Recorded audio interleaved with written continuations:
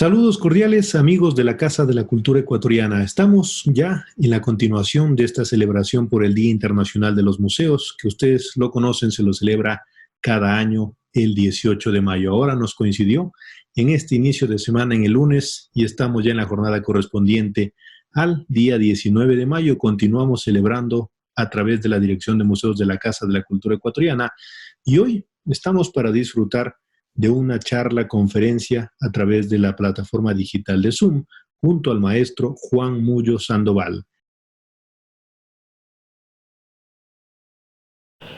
Muchos saludos, un agradecimiento a la Casa de la Cultura Ecuatoriana en este importante día. La temática tiene que ver con la musicología, la antropología sonora, la historia, en relación a la actividad museológica en el Ecuador. Museología desde las sonoridades es el tema.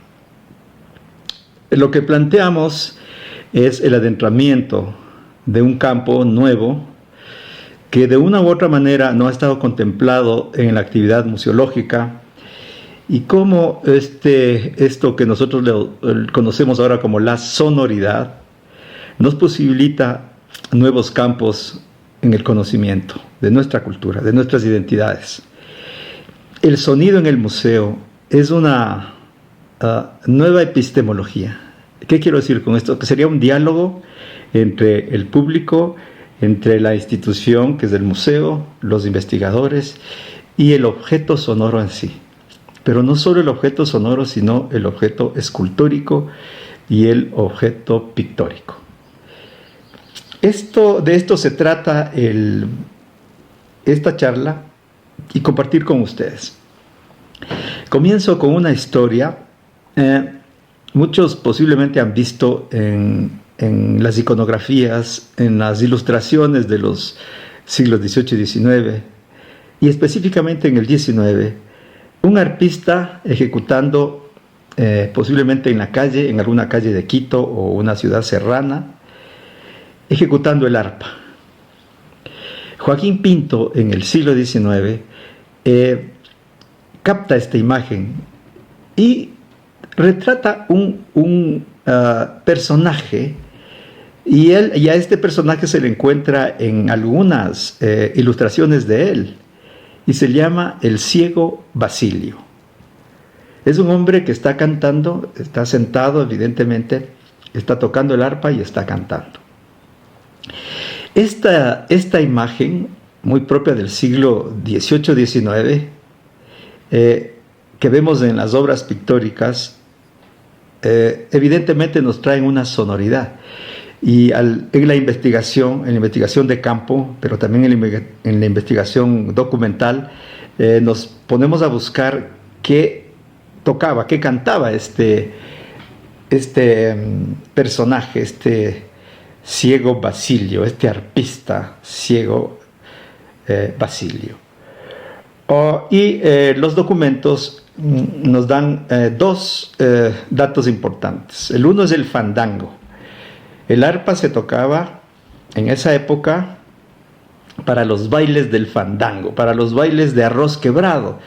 Esta figura del arroz quebrado, de un arroz barato que se compraba en esa época en las abacerías populares, que se diferenciaba del arroz, digamos, más blanco, el arroz grande, el arroz entero, que compraban solo las familias acomodadas, significaba un campo social muy controversial, que evidenciaba la marginalidad de esas épocas.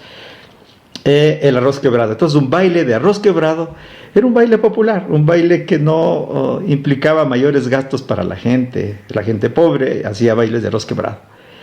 Por el otro lado, las casas de la aristocracia, por ejemplo, quiteña, o de la aristocracia riobambeña, ambateña, bailaban las contradanzas con un instrumento muy propio del siglo XIX, que era el piano. Entonces, la contradanza vendría a ser, en las épocas, diríamos, de mayor influencia en la vida digamos, aristocrática, ¿cierto? La contradanza, el piano, el salón, la sala de baile y el baile de salón, por supuesto. Y por el otro lado, el baile de arroz quebrado, el arpista cantando las coplas que hacía bailar a la gente, el fandango. Estos elementos de entrada los describe en una novela muy interesante, anecdótica, costumbrista, Juan León Mera. Se llama Entre dos tías y un tío, costumbre y sucesos de antaño de nuestra tierra. Esto lo escribe en 1889. Y él narra un baile en una hacienda cerca de Ficoa. En el mes de febrero, un tiempo de abundantes frutas, digamos, tiempo de frutas como los duraznos, las peras, las reina Claudias. Y entonces Juan León Mera describe justamente a un arpista. Y él relata una de las coplas que dice: cuando yo toco mi arpita, el tono del costillar, hasta mi mamá abuelita sale al momento a bailar. Y claro, el costillar. El costillar entonces era un tema, una música que en una época fue un fandango, digamos que fue una contradanza ejecutada al piano, ¿cierto? Para estos bailes de salón que ya habíamos mencionado, pero este costillar se va como fandangueando. Y claro, estos ejecutantes de arpa y en la visita de algún museo, por ejemplo el Museo Pedro Traversari de Instrumentos Musicales de la Casa de la Cultura Ecuatoriana, uno de los más importantes museos que tiene Latinoamérica, el arpa tiene esa sonoridad y esa funcionalidad social. El instrumento, por ejemplo, cuando está exhibido y no está ejecutado, es un instrumento que no nos cuenta historias. Un instrumento en un museo tiene que ejecutarse. Y este es el planteamiento, el primer planteamiento que llegamos en este tema, museología de las sonoridades. La sonoridad le complementa a la función social del museo. Un museo sin sonoridades es un museo también muerto. Muerto de sonoridades me refiero, porque evidentemente tiene imágenes, y las imágenes nos evocan recuerdos, sentimientos, aprendizajes, historias, pero la sonoridad nos da movimiento, nos da sentimientos que se escuchan y nos hace participar a nosotros con un sentido, con una sensorialidad, ¿sí?, fundamental, que es escuchar y disfrutar. Entonces, este es el primer planteamiento. El museo debe entenderle a la sonoridad como, no solo como un eje transversal de su actividad, sino como un elemento fundamental del conocimiento y de la participación de quienes van a visitar un proyecto museológico. En el museo se encuentran también estatuillas, se encuentran figurillas, muchos de ellos bailando, muchos. Siglo XVIII y siglo XIX, estos imagineros, por ejemplo los imagineros quiteños, plasmaron en sus estatuillas de madera, policromada muchas de ellas, los bailes, las ferias, las fiestas, las actividades cotidianas, ¿no? ¿Sí? Un soldado, una señora que vendía verduras, el ama de casa que salía a comprar, quizá un vagabundo, ¿sí? Y sobre todo, en el caso que nos interesa en estas sonoridades, en esta museología de las sonoridades, es estas estatuillas bailando, estas estatuillas evidenciando en el siglo XVIII y XIX a estos fandangos y a estas contradanzas. Cuando nosotros asistimos a los museos, y hay unos maniquíes muy bonitos con los trajes de las vestimentas de nuestros pueblos originarios, por ejemplo, y de otros espacios digamos, históricos, por lo general estos maniquíes están muertos. Las estatuillas nos conducen a entender que el traje era o implicaba movimiento, implicaba baile, implicaba una función en la fiesta, muchas veces un rito. Entonces, un cuerpo igual, sin movimiento, o un traje sin movimiento en un museo, no nos significa mayor cosa.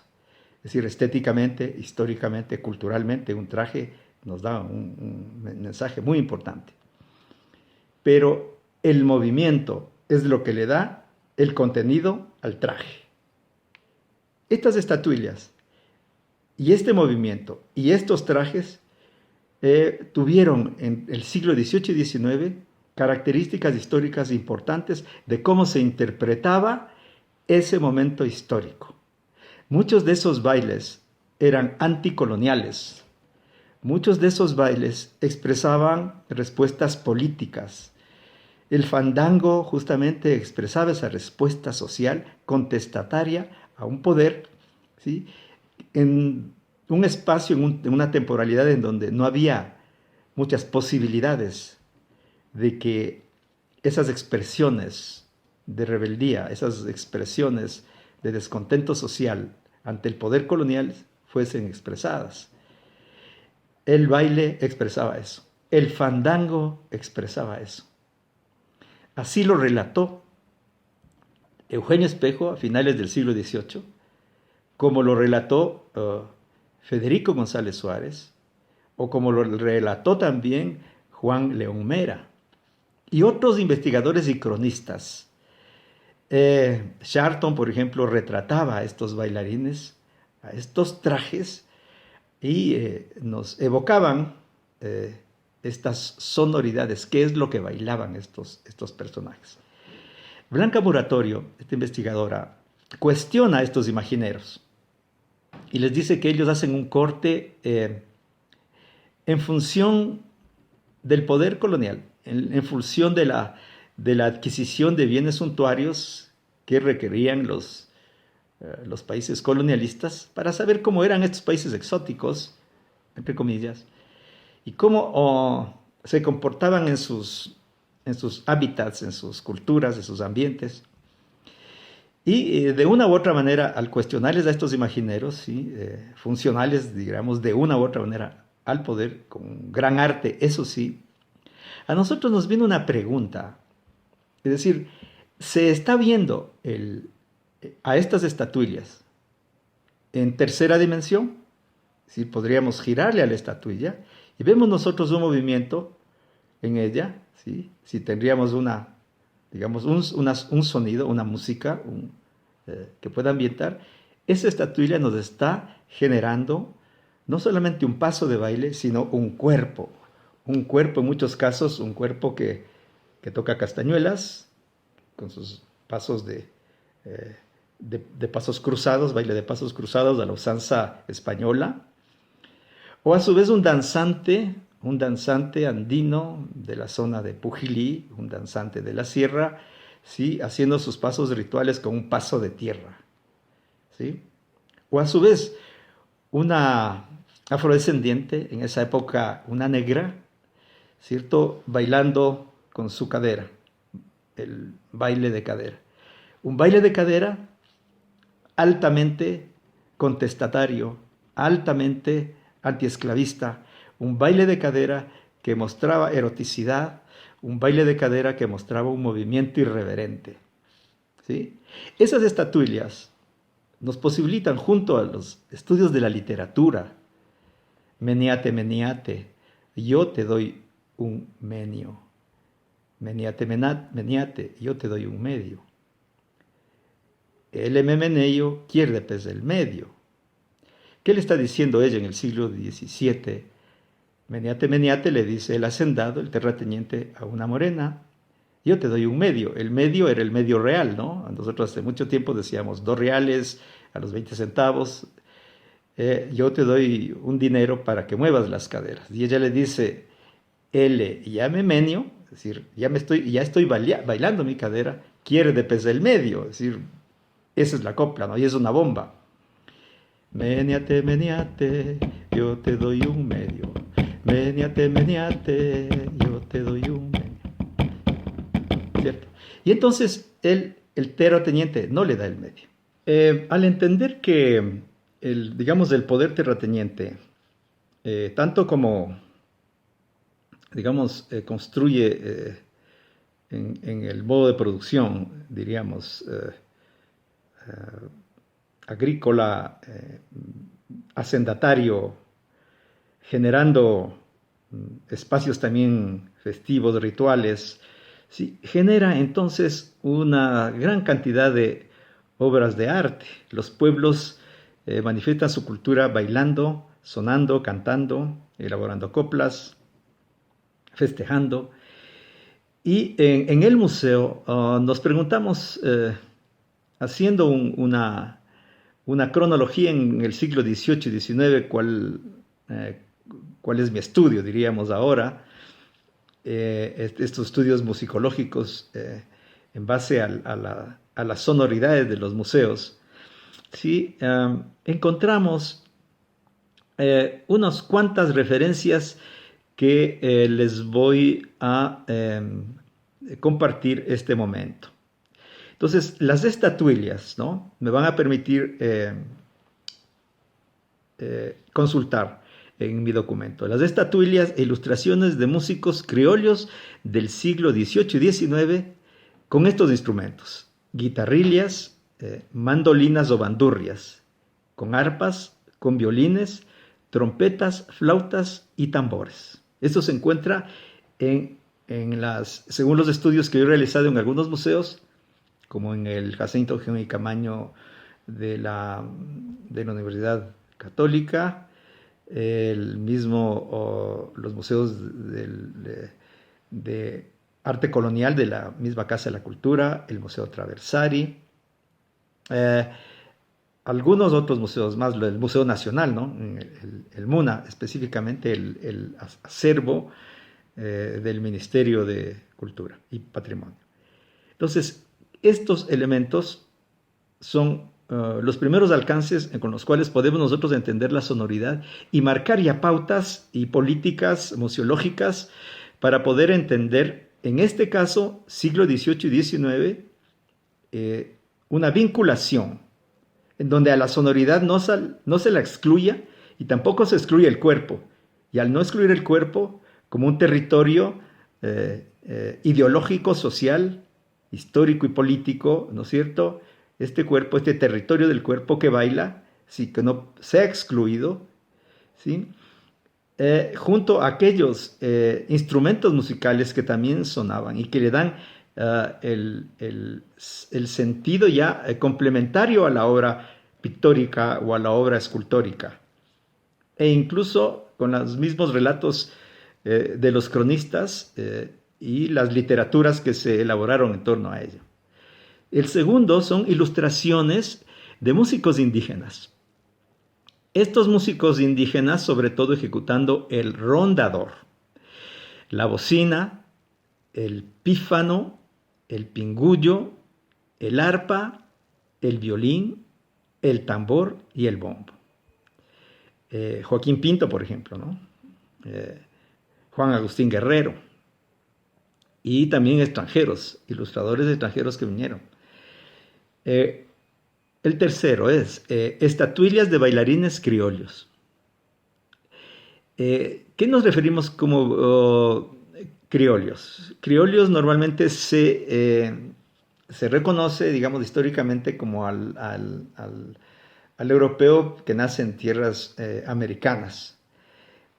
En el caso nuestro, el criollo viene a ser aquel que establece una cultura, una nueva cultura, no necesariamente por su, digamos, condición étnica, sino básicamente porque establece mestizajes, hibridaciones que en el siglo XIX vienen a constituir ya la cultura republicana y que a la postre, en el siglo XX, vamos a comenzar entendiendo como nuestras culturas nacionales o nuestra música nacional, nuestro baile nacional, nuestro arte nacional.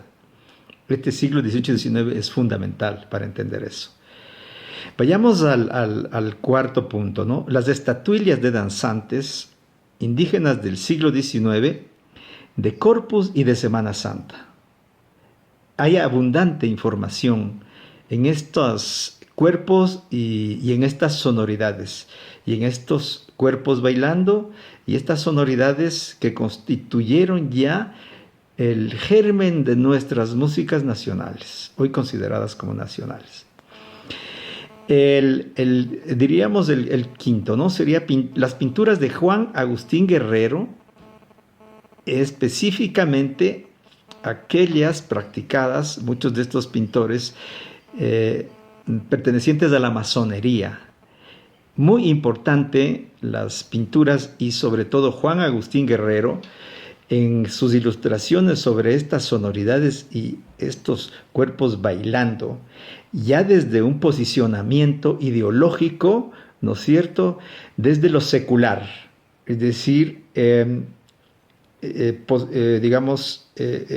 imágenes que ya nos dan un sentido ideológico del arte, el sentido ideológico de ser propios, de tener una identidad republicana, ¿cierto?, con un alto grado de secularidad, ya no dependiente de los lineamientos de la clericalidad, que en ese momento, que en la época colonial, ¿no es cierto?, tenían un peso enorme en nuestras expresiones, ¿sí?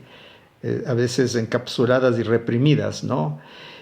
Y entonces estos artistas pertenecientes a la masonería nos dan definitivamente a mitad ya del siglo XIX, ¿cierto?, nos dan ya el camino hacia lo que se llaman las sociedades artísticas y democráticas.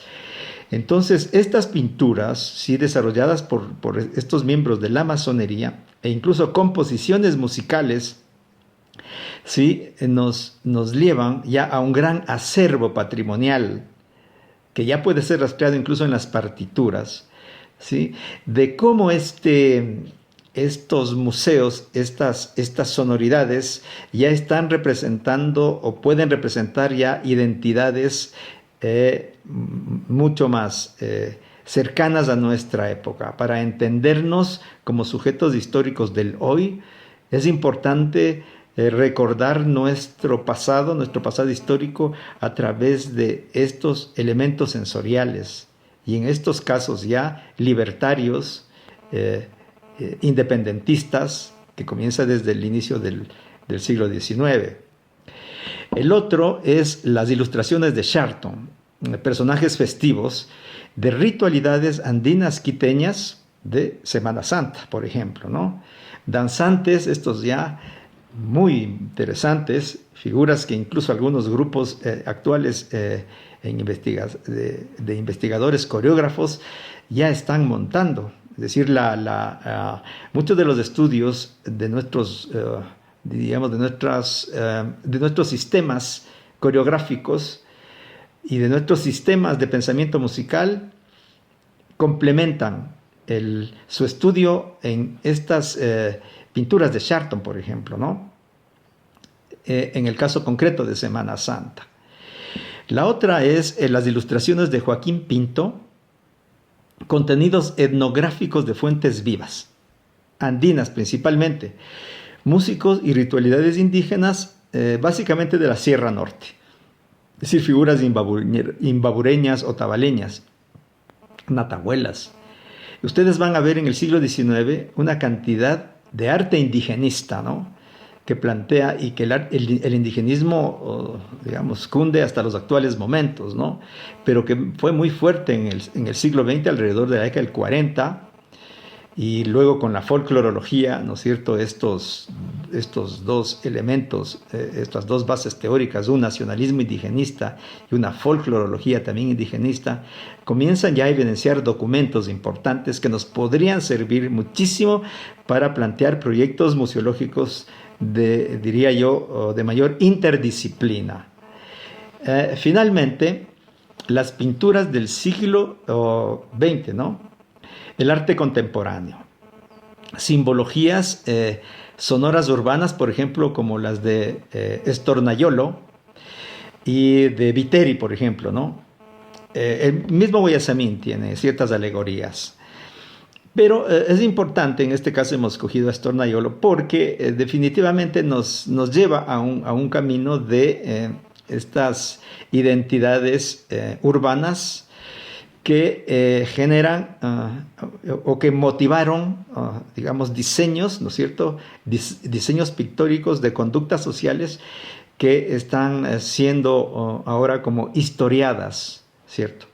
Entonces, estos puntos a los cuales yo me he referido concretamente, metodológicamente, para poder elaborar ya un camino a seguir en el Ecuador, dentro de los museos. El Museo de la Visión, pero también de la Cosmovisión y la Cosmoaudición sería, y otro, la presencia en el tiempo de las culturas del pasado que nos dan significado al presente. Muchas de estas no conocidas, muchas de estas que fortalecen nuestra contemporaneidad. Y fundamentalmente las culturas vivas, estas culturas que todavía existen, estos cuerpos, estos trajes, estos instrumentos que siendo del siglo XVIII, siendo del siglo XIX, todavía los podemos ver ahora en nuestro Ecuador. Muchas gracias. Queremos agradecerle al maestro Juan Mullo